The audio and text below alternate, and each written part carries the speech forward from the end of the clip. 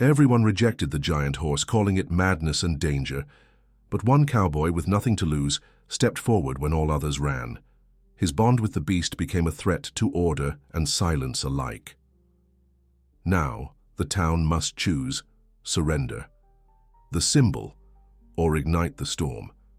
If this story interested you, don't forget to subscribe to our channel and tell us which city you're watching us from. We continue.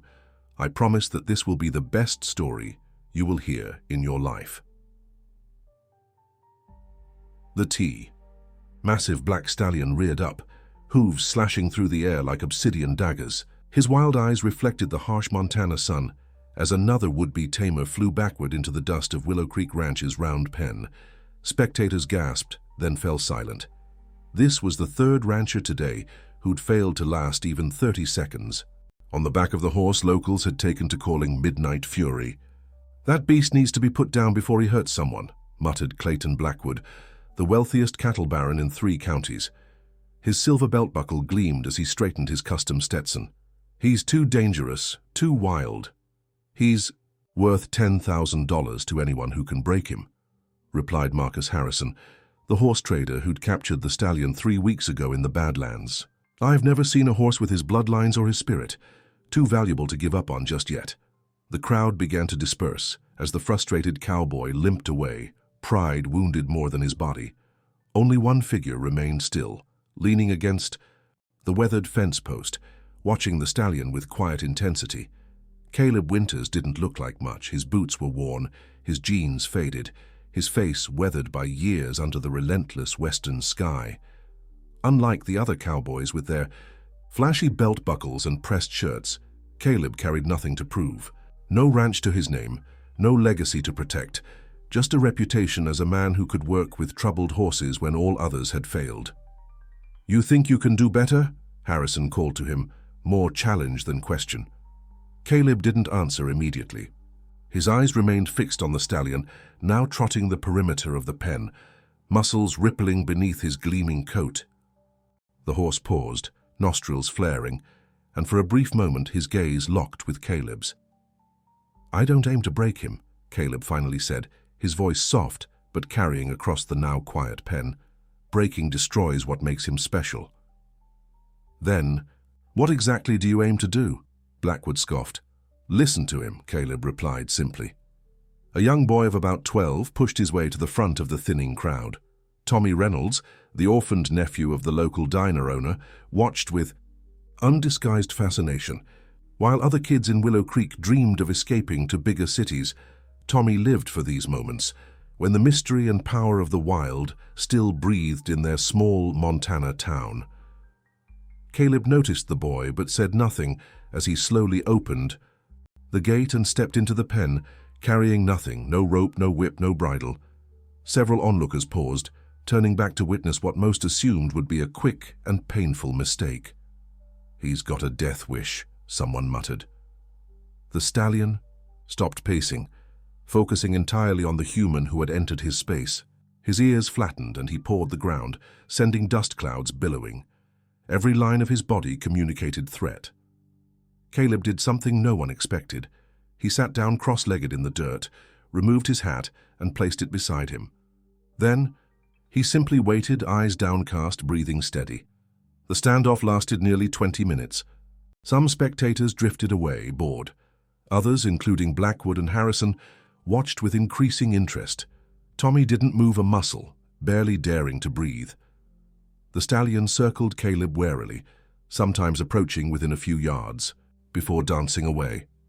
Caleb remained motionless except for his lips, which occasionally moved in what appeared to be whispered words that no one else could hear. "This is ridiculous," Blackwood finally announced. "I've got a proposition, Harrison. I'll give you $15,000 for that animal right now. My men will have him serviceable within a month." Before Harrison could answer, something extraordinary happened. The stallion, after completing another circle around Caleb, stopped directly in front of him. His breathing had slowed and his ears, no longer pinned back, swiveled forward with interest. Caleb slowly raised his eyes but made no move toward the horse. "Look at that," Tommy whispered to no one in particular. Then, defying everything everyone present knew about wild horses, the stallion lowered his proud head and stretched his neck forward until his muzzle was inches from Caleb's outstretched palm. A collective gasp rose from the onlookers. The moment hung suspended in time. Man and beast, neither master nor servant, something new being forged between them. "How much for the horse now, Harrison?" Caleb asked without taking his eyes off the stallion. Harrison cleared his throat. "For that display, 20,000 at least." "I've got $300 to my name," Caleb said evenly, "but I'll work the difference off, whatever it takes." "You can't be serious," Blackwood interrupted. "Harrison, I'll give you 25,000 cash today." Harrison looked from Blackwood to Caleb, then to the stallion, who had now taken a half-step closer to Caleb's still outstretched hand. "There's money, and then there's what's right," Harrison said slowly. "I've spent my life trading horses, and I've never seen anything like what I just witnessed." He paused. "The horse chooses you, Winters. We'll work something out." Blackwood's face darkened. "You're making a mistake, Harrison. That animal belongs with someone who can afford to manage him properly." "That animal belongs with someone who understands him," Harrison replied, "and we just found that someone." News of what happened at the Round Pen spread through Willow Creek like wildfire. By nightfall, the story had grown with each telling. How Caleb Winters had tamed the untamable stallion with nothing but patience and some kind of horse magic. Many dismissed it as luck or trickery. Others wondered if there was something more to the quiet horseman than met the eye. Tommy Reynolds couldn't sleep that night. After helping his aunt close the diner, he snuck out to Harrison's stables where the stallion had been kept. Through a gap in the barn boards, he watched as Caleb sat on an overturned bucket outside the stallion's stall, occasionally offering a handful of oats that the horse would cautiously accept. "You and I understand each other, don't we?" Caleb was saying softly. "We both know what it's like when people try to break your spirit instead of respecting it." Tommy leaned forward to hear better, accidentally snapping a twig beneath his foot. Caleb turned toward the sound. "Might as well come on out," he called. "No sense catching cold in the night air." Embarrassed at being caught, Tommy emerged from the shadows. "I'm sorry, Mr. Winters, I just wanted to see how you did it." Caleb studied the boy for a long moment. "Did what, exactly?" "Made him trust you. Nobody's ever been able to get near him without getting hurt." "That's because everyone was trying to conquer him," Caleb replied, gesturing for Tommy to approach. Slowly, "I just offered him a choice." Tommy stood at a respectful distance from the stall. The stallion regarded him with alert interest. "What are you going to name him?" the boy asked. "Spirit," Caleb answered without hesitation, "because that's what matters most in him, and what others wanted to break." "Clayton Blackwood says wild horses have to be broken to be useful," Tommy said, repeating what he'd heard adults saying his whole life. "Blackwood's wrong," Caleb said firmly. "The greatest strength comes when spirit is channeled, not crushed. Remember that, Tommy." What neither of them realized as they shared that quiet moment in the barn was that Blackwood hadn't accepted Harrison's decision. A man accustomed to getting what he wanted, he had already set in motion a plan to acquire spirit by any means necessary. And in doing so, he would unwittingly spark a conflict that would divide the entire town of Willow Creek and force everyone to choose what they truly valued, power or freedom, possession or partnership. For Caleb Winters, a man with nothing left to lose but his principles, the battle for Spirit's future was just beginning. And for young Tommy Reynolds, watching wide-eyed from the shadows, it would become a lesson that would shape his entire life. Dawn broke over Willow Creek with the promise of late summer heat. Caleb Winters had been up since before first light, working with Spirit in the small corral behind Harrison's stables. Not training exactly, more like a dance of mutual understanding, each learning the other's boundaries and rhythms. "That's it," Caleb murmured as the stallion circled him. "No, halter or lead rope between them, responding to subtle shifts in Caleb's posture. You're choosing to work with me. Big difference." Marcus Harrison watched from the fence, shaking his head in amazement. "Never seen anything like it, Winters. 3 weeks ago, no one could get within 10 feet of that animal. Now look at him." Bichum's stallion had stopped circling and stood beside Caleb, his muscled shoulder nearly touching the man's. Caleb reached up slowly, running his hand along Spirit's gleaming neck. The horse remained perfectly still, eyes half closed in what appeared to be contentment. "You'll put every horse trainer in the county out of business if word gets out," Harrison continued. "How'd you learn to do this anyway?" Caleb's expression remained neutral, but something flickered in his eyes.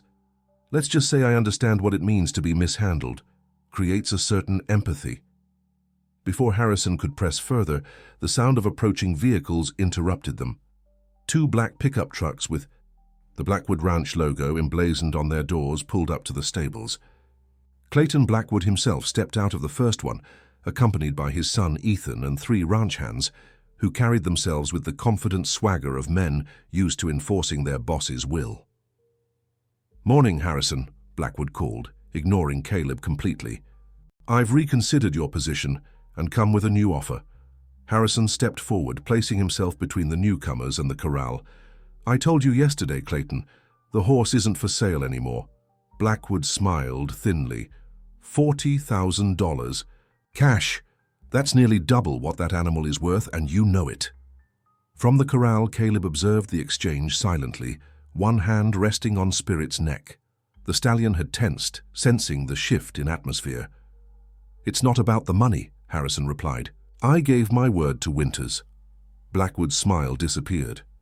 "This is business, Marcus. Don't let sentiment cloud your judgment.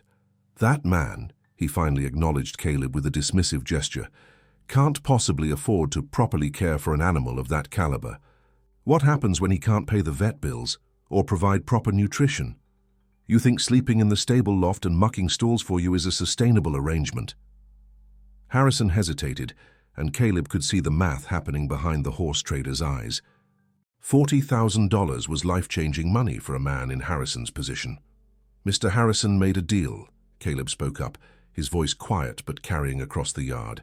"Where I come from, a man's word still means something." Ethan Blackwood, barely 21 and already mimicking his father's imperious manner, snorted. "And where exactly do you come from, Winters?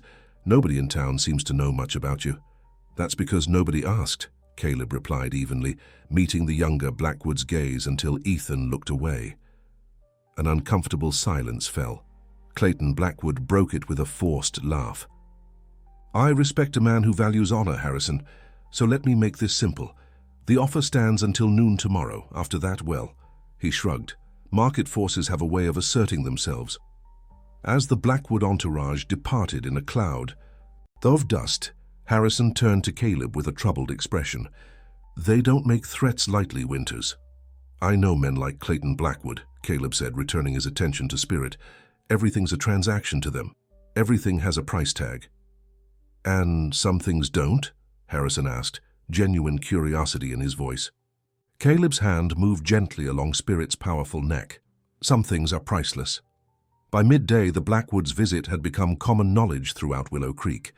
In a town where most livelihoods depended directly or indirectly on ranching, and where the Blackwood family wielded significant economic influence, people quickly took sides. At Sally's Diner, the only restaurant in town, the lunch crowd buzzed with opinions. Tommy Reynolds moved between tables, refilling coffee cups while straining to catch snippets of conversation. $40,000. Harrison would be a fool to turn that down. Something odd about that Winters fellow. Showed up out of nowhere. Say he used to be somebody important in the rodeo circuit before. Heard Blackwood's planning to use that stallion as his new breeding stud. Tommy reached the corner, booth where Sheriff Dan Miller sat with Mayor Patricia Gordon. The sheriff nodded his thanks for the coffee refill, then continued their conversation. "I'm just saying, Patricia, if Blackwood decides to make this difficult, it could create problems for the whole town." The mayor sighed. "Clayton contributes half the budget for the county fair, sponsors the high school rodeo team, and employs more people than any other business in the area. We can't afford to antagonize him over a horse." "Even if he's in the wrong," the sheriff countered. "Is he, though?" Mayor Gordon lowered her voice. "What do we really know about this Caleb Winters? He drifts into town, somehow charms a wild horse, and now everyone's supposed to rally behind him against the family that supported this community for generations." Tommy couldn't help himself. "Mr. Winters isn't trying to make trouble, Mom. He just understands spirit in a way nobody else does." Both adults looked up, surprised by the interruption. The mayor's expression softened. "Tommy, honey, I know you're fascinated by all this, but grown-up matters are complicated." "Doesn't seem complicated to me," Tommy persisted. "Mr. Harrison made a deal, and Mr. Blackwood should respect that." Sheriff Miller chuckled. "Out of the mouths of babes, Patricia." The mayor's retort was cut short as the diner's door swung open and Caleb himself walked in. A hush fell over the room as every head turned. Caleb, seemingly oblivious to the attention, took a seat at the counter and ordered coffee from Sally, Tommy's aunt. Tommy hurried over, coffee pot in hand. "Everyone's talking about what happened this morning, Mr. Winters." "Is that so?" Caleb accepted the coffee with a nod of thanks. "They say Mr. Blackwood never gives up when he wants something." Caleb took a sip before answering. "Then Mr. Blackwood is about to learn an important lesson." Across the diner, a chair scraped back as Ethan Blackwood stood up from his table. The young man strode toward the counter, stopping directly behind Caleb. "My father made you a more than generous offer, stranger," he said loudly enough for everyone to hear. "Only a fool would stand in the way of good business." Caleb turned slowly on his stool. Or maybe only a fool thinks everything has a price tag. "Everything does," Ethan replied with a smirk. "It's just a matter of finding the right number. Word around town is, you were once a big shot on the rodeo circuit until something went wrong. Maybe if you weren't so stubborn, you could get back on your feet instead of sleeping in Harrison's hayloft." A tense silence fell. Tommy held his breath, watching Caleb's face for any reaction to the taunt. But Caleb's expression remained impassive. "You know what the difference is between your father's horses and spirit?" Caleb asked conversationally. "Your father's horses obey out of fear. Spirit chooses to cooperate out of trust. That's something your family's money can't buy." Ethan's face flushed red. "You're talking about things you don't understand. The Blackwood bloodlines are the finest in the state." "I'm not talking about bloodlines," Caleb replied. "I'm talking about relationship. But I wouldn't expect you to understand that." The younger, Blackwood took a half step forward, fists clenching. But Sheriff Miller's voice cut through the tension. "That's enough, Ethan. This isn't the time or place." Ethan hesitated, then backed away with a forced laugh. "Enjoy your coffee, Winters, and enjoy that horse while you can. Nothing in this town happens without my father's approval for long." After Ethan stormed out, conversations gradually resumed, though at a more subdued volume. Sheriff Miller approached the counter, taking the stool beside Caleb. "You're stirring up a hornet's nest, Winters." "Not my intention," Caleb replied. "I'm just trying to do right by the horse." "Noble sentiment," the sheriff said, "but I should warn you, the Blackwoods have ways of getting what they want, legal ways." "What are you saying?" Miller leaned closer. "Clayton sits on the town council, controls the bank, has friends in the county assessor's office. Harrison's property taxes could suddenly be reassessed. His business licenses could face routine inspections. His loan terms could be reviewed." Caleb's jaw tightened. "So they'll squeeze Harrison to get to me." "That's how power works in small towns sometimes," Miller acknowledged. "I don't like it, but I've seen it before." Tommy, pretending to wipe down the counter nearby, absorbed every word. He'd lived in Willow Creek his whole life, but had never truly understood the invisible web of influence that apparently controlled so much. That evening, as the sun dipped below the mountains, casting long shadows across the valley, Caleb sat alone on the fence of the corral, where Spirit grazed peacefully. The events of the day weighed heavily on him. He hadn't come to Willow Creek looking for conflict. After years of drifting from town to town, working with difficult horses that others had given up on, he'd only wanted a quiet place to heal his own invisible wounds. Now he found himself at the center of a brewing storm that threatened not just him, but Harrison and potentially others who might side with them. All over a horse that somehow, inexplicably, had awakened something in him that he thought had died years ago. The capacity to connect, to care deeply about something beyond his own survival. "Mr. Winters?" Tommy's voice pulled him from his thoughts. The boy stood at the edge of the corral, a determined expression on his young face. "I want to help. With Spirit, I mean." I want to learn what you know." Caleb studied the boy thoughtfully. "This isn't a game, Tommy.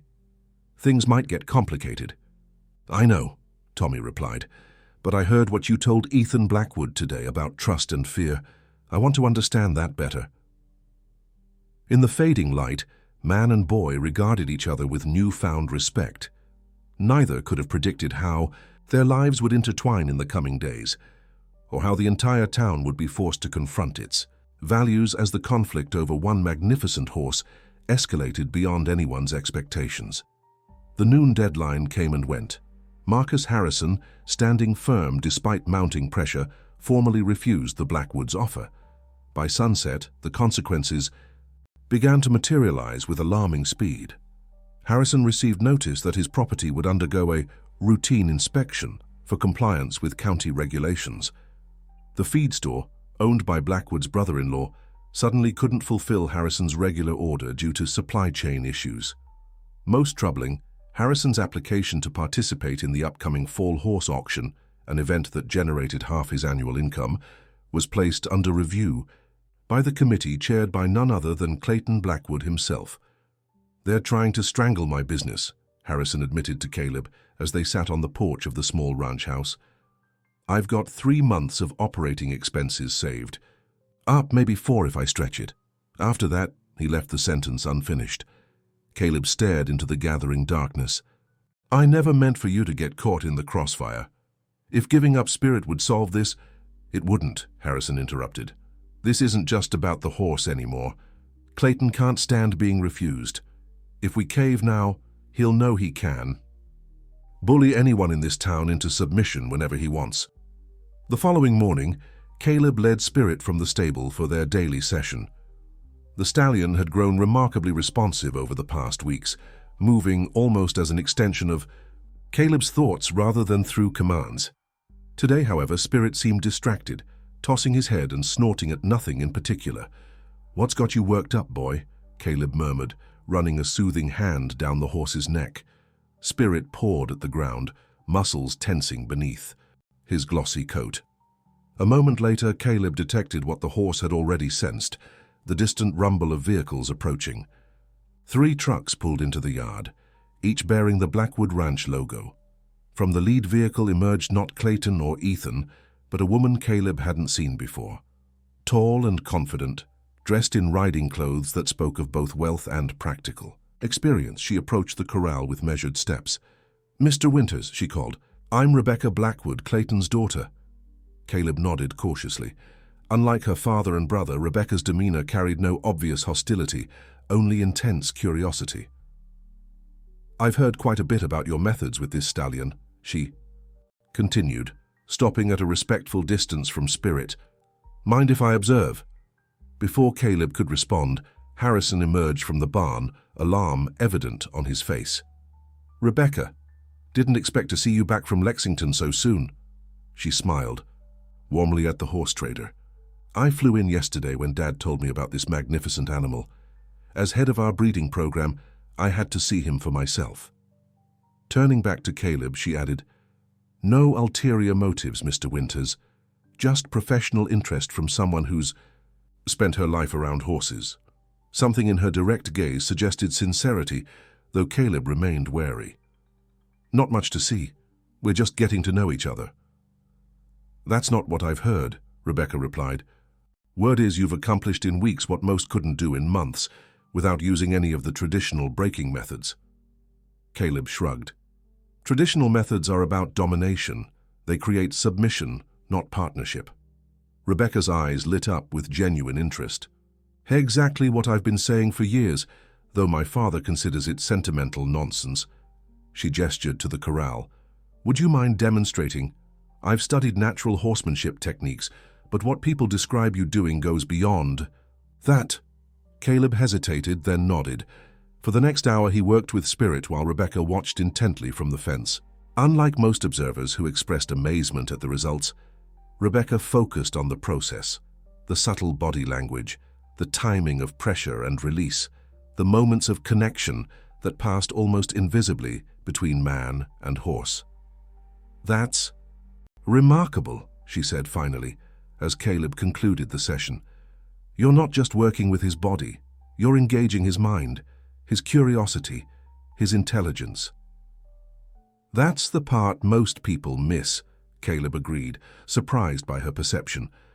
"They see horses as tools or trophies, not as thinking beings with their own perspectives." Rebecca smiled ruefully. "You've just described my father's entire approach to ranching, and to people for that matter." One of the ranch hands, who had accompanied Rebecca, approached, whispering something in her ear. Her expression darkened momentarily before she composed herself. "Mr. Winters, I'd like to make you an offer, not for the horse but for your expertise. Blackwood Ranch employs 5 full-time trainers for our competition and breeding stock. I'd like you to come work with us, bringing these methods to our program. Name your salary." Harrison made a small sound of surprise. Caleb studied Rebecca carefully, trying to discern the trap beneath the offer. "And Spirit? Would remain yours, of course. You could stable him at our facility." The proposal hung in the air between them. On the surface, it seemed to offer resolution. Caleb would gain financial stability, Harrison would be relieved of Blackwood pressure, and Spirit would remain under Caleb's care. "I'll need time to consider it," Caleb finally said. Rebecca nodded. "Of course, though I should mention that my father doesn't know I'm making this offer. When he finds out, he may not be pleased about the compromise." After Rebecca and her entourage departed, Harrison turned to Caleb with raised eyebrows. "That was unexpected. Question is whether it's genuine or just another angle of attack," Caleb replied, watching Spirit drink from the water trough.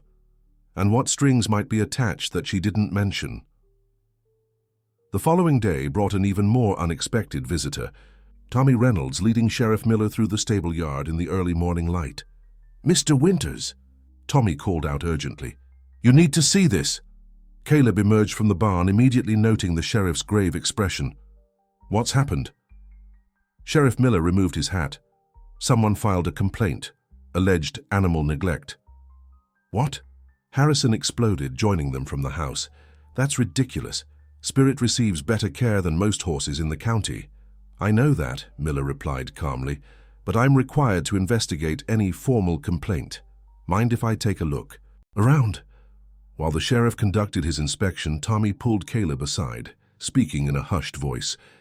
"It's not just that. There's rumors all over town that you don't actually own Spirit, that you're squatting on Mr. Harrison's property, that you've got a criminal record from another state." Caleb's expression remained neutral, but his jaw tightened. "Rumors spread fast in small towns. It's the Blackwoods, isn't it?" Tommy pressed. "They're trying to turn everyone against you." Before Caleb could respond, Sheriff Miller returned. "Everything looks fine to me. I'll file my report accordingly." He hesitated, then added in a lower voice, "But this won't be the end of it, Winters. Blackwood's pulling out all the stops. Might want to prepare yourself." The sheriff's warning proved prophetic. By week's end, Caleb found himself increasingly isolated. Local businesses grew suddenly unhelpful when he attempted to purchase supplies. People who had been friendly now avoided eye contact in town. Harrison received a letter from his bank regarding concerns about his mortgage. Only Tommy remained steadfastly loyal, visiting the stable every day after school and chores, absorbing everything Caleb would teach him about horsemanship and, implicitly, about standing one's ground. "Why don't you just take Miss Blackwood's offer?" Tommy asked one evening as they brushed Spirit down after a training session. "Wouldn't that solve everything?" Caleb continued the rhythmic strokes of the brush before answering. "What do you think Spirit would make of the Blackwood Ranch?" Tommy considered this seriously. All those people, all those other horses. He'd probably be pretty overwhelmed at first. And their methods? From what I've seen and heard, even if Rebecca believes in a gentler approach, the rest of the operation runs on dominance and control. Tommy nodded slowly. So Spirit would be surrounded by fear, even if he wasn't treated that way himself. "Exactly," Caleb said, pleased with the boy's understanding. "Environments matter as much as direct treatment sometimes. But how long can you and Mr. Harrison hold out? Everyone's talking about how the Blackwoods are squeezing him financially." Caleb had been asking himself the same question. The pressure was mounting daily, and Harrison, despite his brave front, was clearly worried about his livelihood. Their conversation was interrupted by the sound of approaching hoofbeats. Rebecca Blackwood appeared on a chestnut mare, riding alone this time. "Evening," she called, dismounting gracefully. "I thought I'd find you here." She nodded politely to Tommy before turning her attention to Caleb. "Have you considered my offer?" "I have," Caleb replied, "and I appreciate it, but I don't think Blackwood Ranch would be the right environment for Spirit or for me." Rebecca didn't seem surprised. "I thought you might say that, which is why I've come with a different proposition." She glanced at Tommy. "Perhaps we could speak privately." Tommy looked to Caleb, who nodded reassurance. "It's okay, Tommy. Why don't you make sure Spirit has fresh water?" Once the boy was out of earshot, Rebecca's professional demeanor softened slightly. "I want to be clear, Mr. Winters. I don't approve of my father's tactics. The pressure he's putting on Harrison, the rumors being spread about you, it's unconscionable. Yet you benefit from his methods," Caleb observed without rancor. "Yes," she acknowledged. "I've struggled with that contradiction my entire life." She took a deep breath. "My proposition is this: a public demonstration, you and Spirit, showing what you've accomplished together. At the county fair next weekend, my father is the primary sponsor, but I serve on the organizing committee. I can secure you a prime spot in the main arena." Caleb frowned. "To what end?" "To show the community what's possible when horses are treated as partners rather than possessions, to demonstrate an alternative to my father's approach." Her eyes held a challenge. "Unless you're afraid of the spotlight?" Something in her question triggered a memory in Caleb, a phantom pain from his past. "I've had my fill of arenas and audiences." "So the rumors about your rodeo background are true," Rebecca said softly. Caleb didn't confirm or deny, just waited for her to continue. "The demonstration would serve another purpose," Rebecca explained. "Public opinion matters to my father more than he admits. If the community embraces what you and Spirit represent, it becomes harder for him to continue his campaign against you. Or it makes us an even bigger threat to his ego and control," Caleb countered. Rebecca smiled wryly. "That's a risk, yes, but doing nothing guarantees his tactics will eventually succeed. At least this way you have a chance to change the narrative." After she departed, Caleb found Tommy waiting expectantly by Spirit's stall. What did she want? Caleb explained Rebecca's proposal for the demonstration at the county fair. "That's perfect," Tommy exclaimed. "Everyone in the county will be there. They'll all see what Spirit can do, how special your connection is."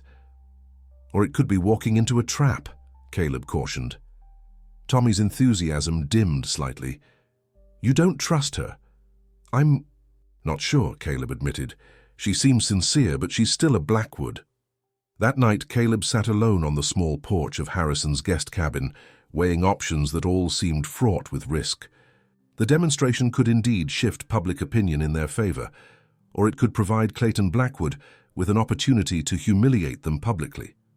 Spirit might perform beautifully, or the unfamiliar environment might trigger his wild instincts. And even if everything went perfectly, would it be enough to counter the economic and social pressure the Blackwoods could bring to bear? As moonlight silvered the landscape, Caleb heard the soft nicker of Spirit from the nearby paddock. The horse stood at the fence, watching him with those intelligent eyes that seemed to see straight through to his soul. "What do you think, boy?" Caleb asked softly. "Are we ready to show the world what trust really looks like?" Spirit tossed his magnificent head, as if accepting the challenge. In that moment, Caleb made his decision. They would participate in Rebecca's demonstration. Not for the town, not for Harrison, not even to counter Blackwood's influence, but for what it represented. The possibility that there was another way to exist in relationship, whether between humans and animals or among people themselves. A way based not on dominance and fear, but on mutual respect and choice. Little did he know that forces were already in motion that would transform the upcoming demonstration into something far more consequential than anyone had anticipated, a defining moment not just for him and Spirit, but for the entire community of Willow Creek. The morning of the county fair dawned clear and crisp, carrying the first hint of autumn. Willow Creek's main street buzzed with excitement as vendors set up booths, families arrived from outlying ranches, and the Ferris wheel turned in slow test rotations against the backdrop of Montana's endless sky. Caleb stood in Spirit's temporary stall at the fairgrounds, methodically brushing the stallion's gleaming coat.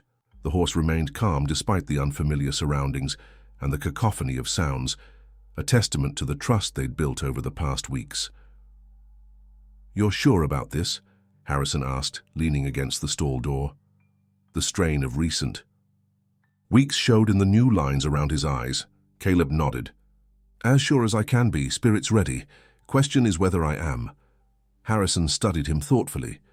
"You never did say what happened to make you leave the rodeo circuit." A shadow crossed Caleb's face. "Some stories are better left untold."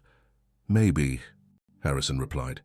"But sometimes the weight of carrying them alone becomes too much." Before Caleb could respond, Tommy burst into the stable, breathless with excitement. "Mr. Winters, there must be 1,000 people here already, and I heard the Blackwoods have their entire ranch staff in attendance." "Not surprising," Caleb said, continuing his methodical grooming. "Clayton wouldn't miss a chance to witness what he probably hopes will be our public failure."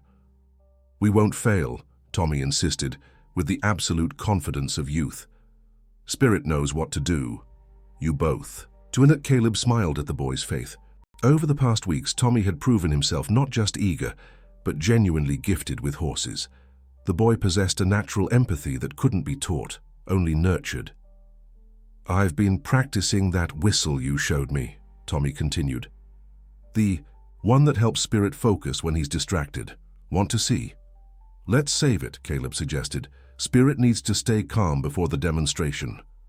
As midday approached, Rebecca Blackwood appeared at the stable, clipboard in hand and purpose in her stride. "We're scheduled for 2 o'clock in the main arena," she informed Caleb, "directly following the barrel racing finals and before the auction preview. It's prime time. The stands should be full." "Any sign of your father?" Caleb asked. A flicker of tension crossed her face. "He's here, with the county commissioner, the bank president, and several other influential people. They're hosting potential investors in the VIP tent." "So the pressure's on," Harrison observed. Rebecca met his gaze directly. "For all of us, my father discovered I arranged this without consulting him. He's displeased." "Yet you're still here," Caleb noted. "Some things are worth standing up for, Mr. Winters." Her professional demeanor softened slightly, even against family. As she turned to leave, she added, "Oh, and the demonstration has been officially listed in the program as The Spirit of Freedom, a new approach to horsemanship. I hope that meets with your approval." After she departed, Tommy looked at Caleb with wide eyes. "I think she's on our side." "Maybe," Caleb allowed, "or maybe she has her own agenda we don't fully understand yet." The hours passed quickly as they made final preparations. At 1:30, Caleb led Spirit from the stables toward the main arena. The fairground crowds parted before them, conversations hushing as people turned to stare at the magnificent black stallion, walking calmly beside the unassuming man in worn jeans and a faded shirt. "That's him," whispered voices followed in their wake. "The horse no one could tame. They say he's some kind of horse whisperer. Blackwood offered a fortune for that stallion." Tommy trailed behind them, soaking in the attention reflected onto him through his association with Caleb and Spirit. Never in his young life had he felt so connected to something important, something meaningful. At the entrance to the arena, Rebecca waited, tension evident in her rigid posture. "There's been a change," she said without preamble. "My father has insisted on modifying the demonstration." Caleb stopped. "What kind of modification?" "He wants a comparison," Rebecca explained, frustration clear in her voice. "Our head trainer, Jackson, will demonstrate traditional braking methods on a Mustang from our recent acquisition. Then you'll follow with your approach. The audience will see the contrast." Harrison frowned. "That wasn't the agreement." "I know," Rebecca acknowledged. "I tried to prevent it, but my father overruled me, As primary sponsor, he has the authority. Caleb considered this development carefully. What's the Mustang like? Young, spirited, captured from the prior. Mountain herd about a month ago. Jackson's been working with him, but... She hesitated. But the horse is still resisting, Caleb finished for her. She nodded. Jackson believes in showing dominance early. The Mustang hasn't responded well to his methods. The implication was clear. The audience would witness a struggle between man and horse, possibly even a dangerous one, before Caleb and Spirit demonstrated their partnership. The contrast would indeed be stark, but at what cost to the younger? Horse? Your father's hoping for a spectacle, Caleb observed. Yes, Rebecca admitted. Either Jackson succeeds in breaking the Mustang, showing the effectiveness of traditional methods, or the horse proves too wild, making your approach with Spirit seem unrealistic for real ranch work. Caleb exchanged glances with Harrison, who shrugged. Your call. After a moment's reflection, Caleb nodded. We'll proceed, but I want to see this Mustang first. Rebecca led them to a holding pen, where a young dun-colored horse paced nervously. Despite its obvious tension, Caleb could see the intelligence in its eyes, the proud carriage of its head. Like Spirit, this was an animal with tremendous potential if approached correctly. His name's Flicker, Rebecca explained, for the light-colored patch on his forehead. Caleb observed the Mustang for several minutes in silence. Then, making a decision, he turned to Tommy. I need your help. The boy straightened immediately. Anything, Mr. Winters. After Jackson's demonstration, regardless of how it goes, I want you to bring Spirit into the arena. Use the side entrance there. He pointed to a gate opposite from where they now stood. Can you handle that? Tommy nodded solemnly. Yes, sir. I won't let you down. At precisely 2 o'clock, the arena announcer's voice boomed over the loudspeakers, introducing the special demonstration. Clayton Blackwood sat prominently in the VIP section, surrounded by men in expensive hats and women with perfect manicures. His expression as he spotted Caleb was one of barely concealed disdain. Jackson entered the arena first, leading Flicker with a tight grip on a lead rope. The trainer was tall and muscular, dressed in professional Western attire with a Blackwood E. Ranch logo prominently displayed. The Mustang followed reluctantly, head high and eyes alert for escape routes. What followed was difficult for Caleb to watch. Jackson's methods weren't unusually cruel by traditional standards, but they were firmly rooted in dominance theory, establishing human authority through forced submission. When Flicker resisted, Jackson increased the pressure. When the horse tried to flee, he was confined by the rope and redirected. It was technically skilled work, but it created a clear dynamic: master and servant, winner and loser. The crowd watched with mixed reactions. Some nodded approvingly at Jackson's firm hand. Others shifted uncomfortably as the Mustang's distress became increasingly evident. After 20 minutes, Jackson had achieved a superficial compliance. Flicker would follow basic commands, but his body remained tense, his movements mechanical. When Jackson finished to polite applause, Clayton Blackwood stood and addressed the crowd. Ladies and gentlemen, you've just witnessed generations of proven horsemanship techniques, effective, efficient, and necessary for working ranch operations. He gestured dismissively toward Caleb. Now we'll see an alternative approach from our guest. The moment had arrived. As Caleb walked to the center of the arena, he heard the side gate open and saw Tommy leading Spirit exactly as instructed. The boy's face was a mask of concentration as he guided the black stallion to where Caleb waited. A murmur ran through the crowd. Many had heard of Caleb's connection with Spirit, but seeing the magnificent horse following the small boy created an immediate visual impact. "Thank you, Tommy," Caleb said, taking the lead rope. To the audience's surprise, he immediately removed it along with Spirit's halter, leaving the stallion completely free in the open arena. Clayton Blackwood's voice carried from the stands. "That seems rather reckless, Mr. Winters. What if your horse decides to bolt? Then that would be his choice, Caleb replied evenly, his voice amplified by the microphone he wore. And it would tell us something important about our relationship. Spirit remained still, oriented toward Caleb despite the distractions of the crowd and open space. The connection between them was almost visible, a thread of mutual awareness and trust. For the next 15 minutes, Caleb demonstrated what he and Spirit had accomplished together.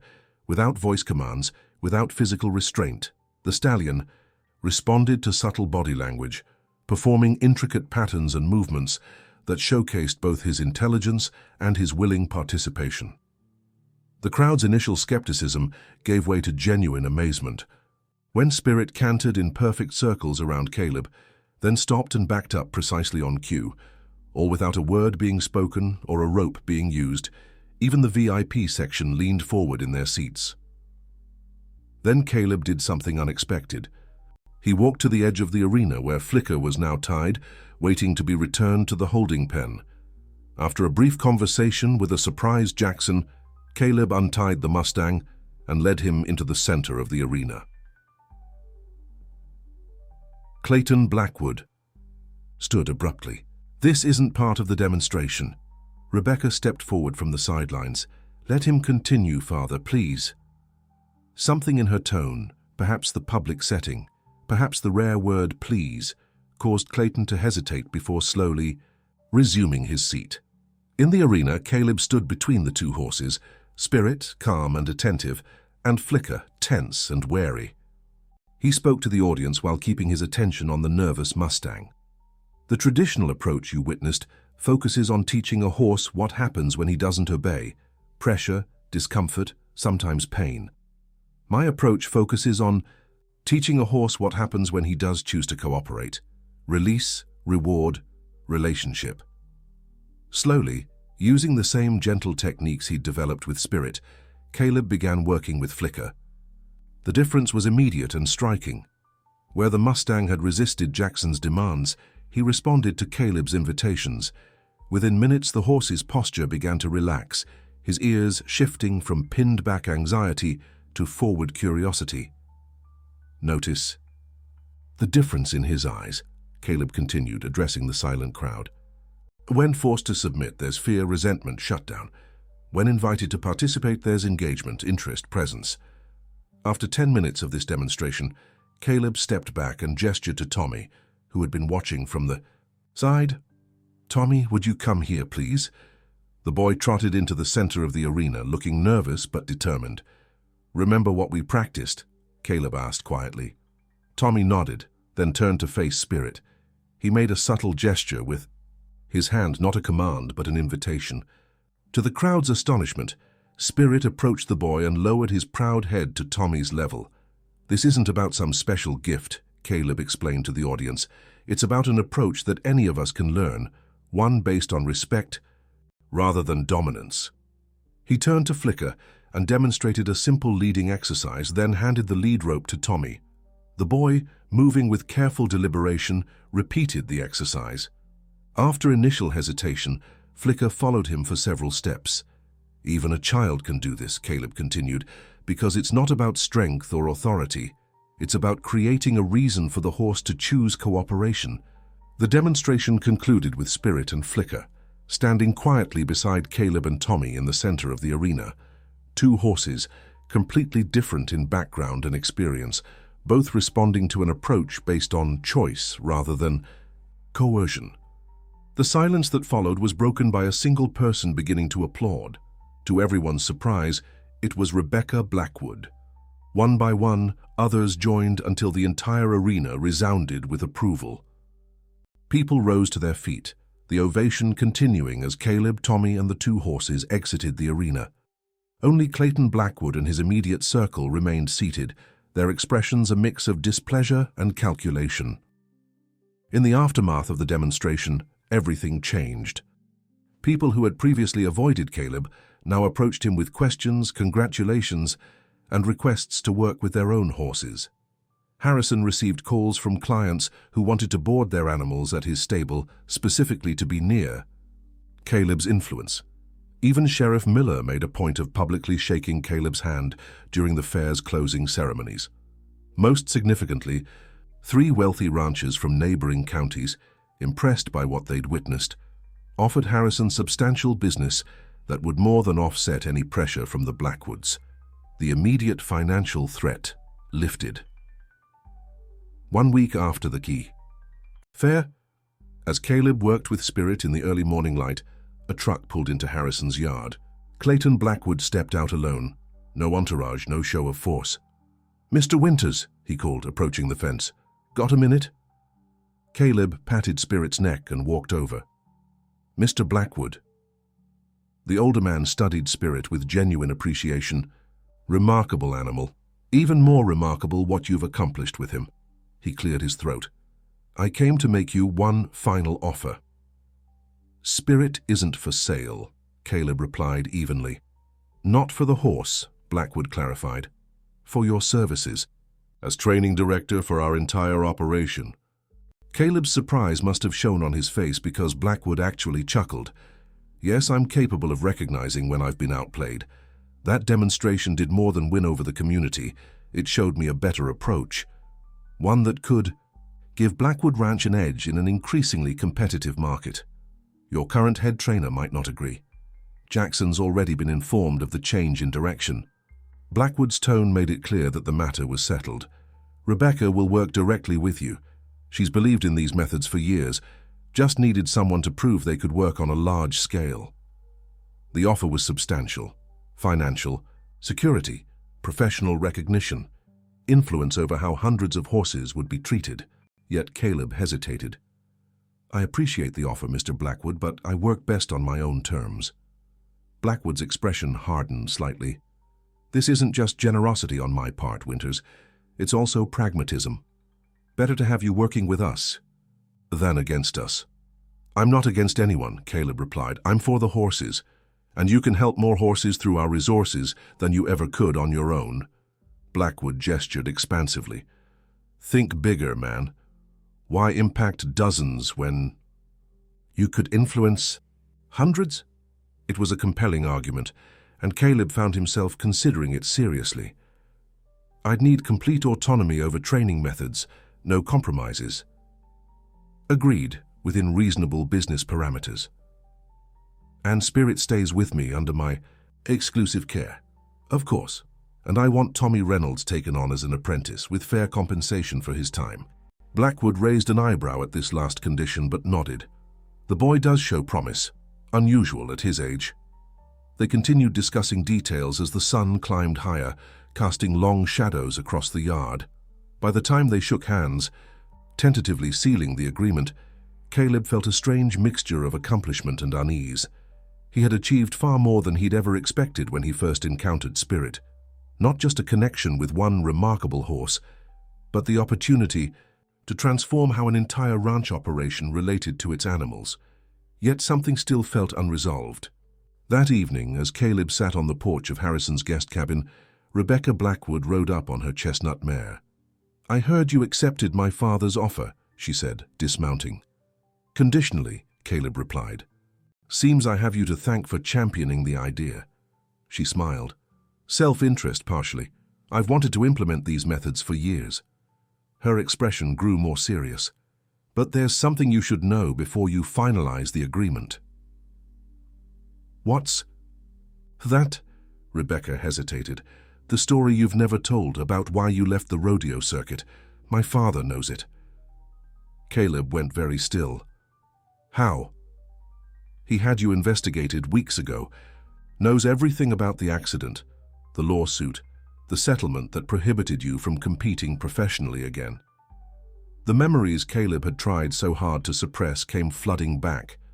The championship event, the equipment failure that wasn't his fault, the young rider's catastrophic fall, the legal battle that followed. He hadn't caused the accident, but the guilt had driven him from the arena spotlight into years of drifting anonymity. "Is he planning to use that information?" Caleb asked quietly. "Not if you work with us," Rebecca replied. "But it was part of his calculation. He believes everyone has leverage points." She met his gaze directly. I'm telling you this because I want our working relationship to start with honesty, and because I disagree with my father's methods, even when I benefit from his results. Caleb nodded slowly. I appreciate that. After Rebecca left, Caleb remained on the porch long into the night, weighing his options, examining his motivations. The position at Blackwood Ranch offered a chance to effect real change, to improve the lives of countless horses.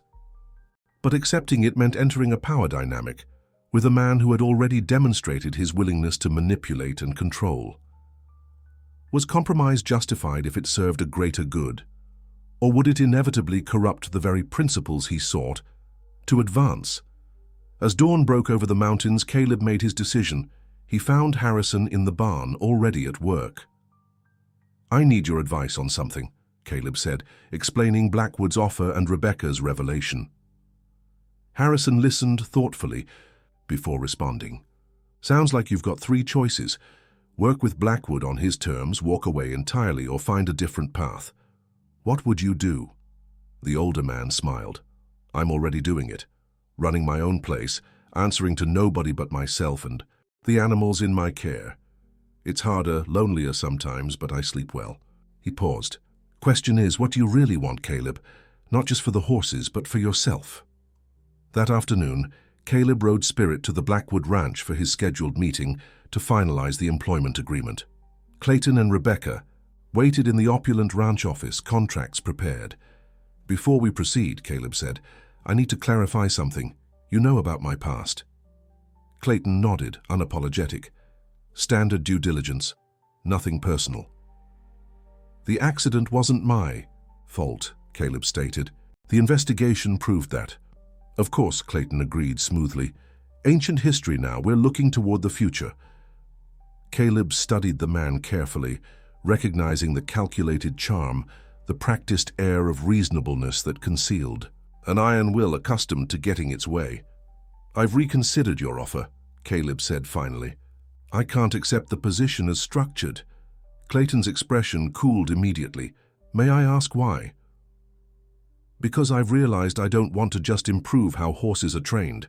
I want to change how people think about partnership altogether, with horses and with each other. Caleb turned to Rebecca. Your demonstration idea showed me there's an appetite for this knowledge that goes beyond Blackwood Ranch. What exactly are you proposing? She asked. A training center, Caleb explained. Independent but affiliated with multiple ranches, including yours. A place where people from anywhere could learn these methods, where horses with special challenges could be rehabilitated, where trainers could expand their approaches. Clayton frowned. And how would this be funded? Harrison has offered land adjacent to his property. Several people approached me after the demonstration, expressing interest in investing. And I believe Rebecca has the vision to help create something truly innovative. Rebecca's eyes widened, slightly at being directly included in his alternative proposal. Clayton leaned back in his chair, clearly recalculating. You're asking me to help fund a competitor. I'm offering you the chance to be part of something transformative, Caleb countered. Blackwood Ranch could be the first major operation to publicly embrace these methods, to be seen as a leader in progressive horsemanship. A lengthy silence followed as Clayton considered this unexpected development. Finally, he turned to his daughter. What do you think? The question itself represented a shift, perhaps small, perhaps significant, in the Blackwood power dynamic. I think it has merit, Rebecca replied carefully, both as a business opportunity and as a chance to position Blackwood Ranch at the forefront of evolving industry standards. Another long silence. Then Clayton nodded curtly. Draft a detailed proposal. Include financial projections, structural, organization, specific deliverables. I'll review it with my team. It wasn't a yes, but it wasn't a no either. As Caleb rode Spirit back to Harrison's ranch, he felt a sense of possibility opening before him, not just for himself and Spirit, but for the principles they represented. Tommy was waiting eagerly when they returned. Did you take the job? Am I going to be an apprentice at Blackwood Ranch? Not exactly, Caleb replied, dismounting. How would you feel about being part of something new instead?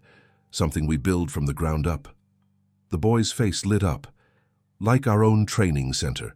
where we could help lots of horses like Spirit? That's the idea. It won't be easy. Might take years to fully realize. I don't care, Tommy declared with absolute certainty. I want to learn everything you know. Caleb smiled, resting a hand on the boy's shoulder. That's just it. Tommy, it's not about what I know, it's about what we discover together. With the horses as our teachers, Spirit nickered softly from behind them, as if adding his approval to the plan. 6 months later, the Spirit of Freedom Training Center welcomed its first clients. 3 troubled horses and their hopeful owners, plus Flicker the Mustang, purchased from Blackwood Ranch as the center's second resident horse after Spirit himself. Rebecca Blackwood served on the advisory board alongside Harrison and, surprisingly, Sheriff Miller, who had discovered a late-in-life passion for horsemanship. Clayton maintained a careful distance, but had ultimately provided partial funding, perhaps recognizing that some forces couldn't be controlled, only channeled. As for Caleb, he found in this new venture something he hadn't even known he was seeking, not just purpose, but community. A place to belong. The trust he had built with Spirit had somehow expanded outward, creating connections that ran counter to his years of solitary wandering. On a crisp autumn morning 1 year after the county fair demonstration, Caleb stood, watching as Tommy, now the center's official junior trainer, worked confidently with a rescued mare. The boy's technique showed remarkable maturity, his movements fluid and intuitive as he invited, rather than demanded, the horse's cooperation. "He's got a gift," Harrison remarked, joining Caleb at the fence. "He does," Caleb agreed, "but it's more than that. He's learned the most important lesson." "Which is?" Caleb gestured toward where Spirit grazed peacefully in the distance, the embodiment of power harnessed through partnership rather than broken through domination. That freedom and connection aren't opposites. They're complements. The strongest bonds are the ones we choose freely again and again every day. As if hearing his name in their thoughts, Spirit raised his head and looked toward them, his gaze connecting with Caleb's across the distance. Wild and domestic, independent and bonded, separate yet profoundly together. Some called it a miracle, this understanding between species. Others called it merely good training.